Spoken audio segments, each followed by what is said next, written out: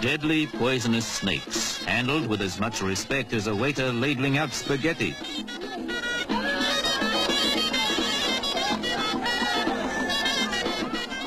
The way of life in the Square of the Dead, Jemaa el-Fna in Marrakesh, Morocco, the city Sir Winston Churchill loved to paint.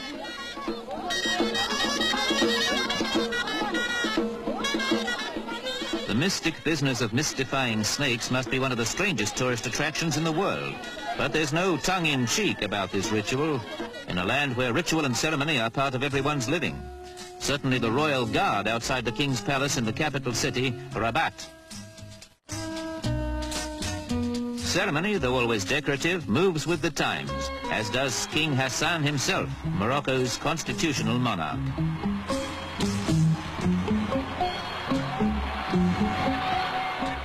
Hassan and the young crown prince are close to the people, especially on this their national day, a time to take stock and announce new policies. The weighty business of making a nation's living is a heavy burden for a modern monarch. Others make their way along more traditional paths. Taking a nation from the Middle Ages into the 20th century is a question of knowing what best to preserve. The filigree carving of the great city gates is a style that survives unaided, as do the medieval bastions. And certainly the storks adding their own touch to traditional Arabic architecture.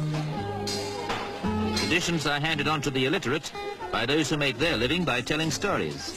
Myths, legends and heroic tales are passed down, with interruptions for the equally ceremonial taking of mint tea.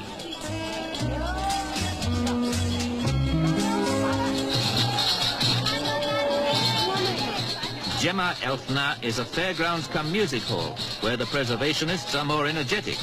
These tumblers start at 3 years old.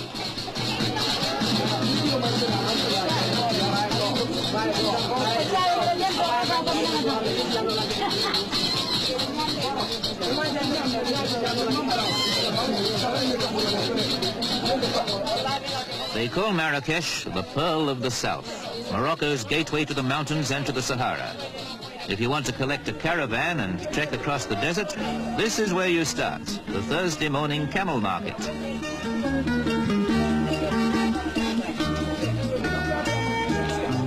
Bargaining can be hard. A good working camel's worth more than a Cadillac to caravan traders and to farmers who use them for ploughing the rich agricultural land northeast of here.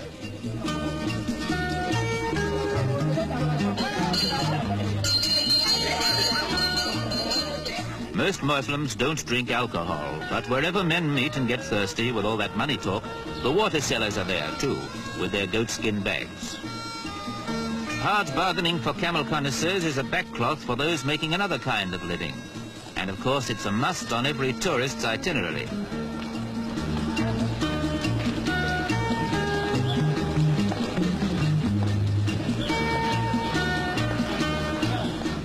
If climbing onto a camel isn't authentic enough, you can always don tarbush and jalaba and take your chance at choosing one of the best out of Morocco's population of more than 1 million, mules and asses.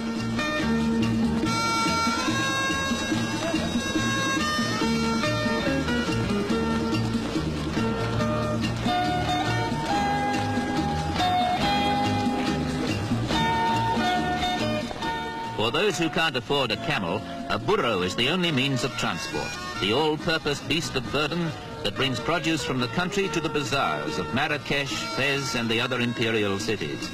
It may bring hardwood for the butt of a hand-carved antique rifle. Antique even though it's made right here on the spot.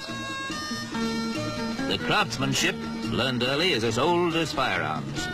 The inlaid brass has come from some other old gun, and there's nothing new about the sales technique, or the satisfaction of carrying home a genuine Moroccan tribesman's rifle.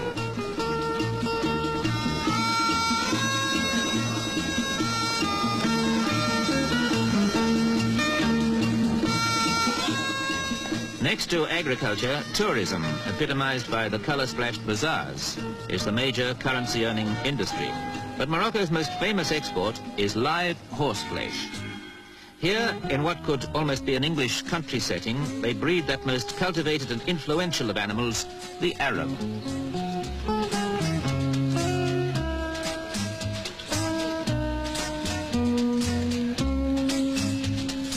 Not far from the great walled city of Meknes is the Ara Marocan, the state's financed stud, a nationalized industry that best illustrates Morocco's desire to keep the best of the old and make it pay.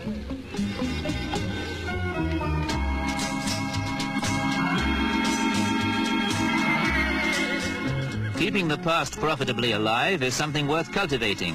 And if you have the skill to ride an Arab stallion, the courage to trust your handmade antique rifle, and nerve something like steel, you can join the Berber tribesmen in their unique way of celebrating anything from the king's accession, a well-made marriage match, or a fine wine grape harvest. This is no stagey desert song fantasy, but a fantasia, Morocco's version of a medieval jousting tournament.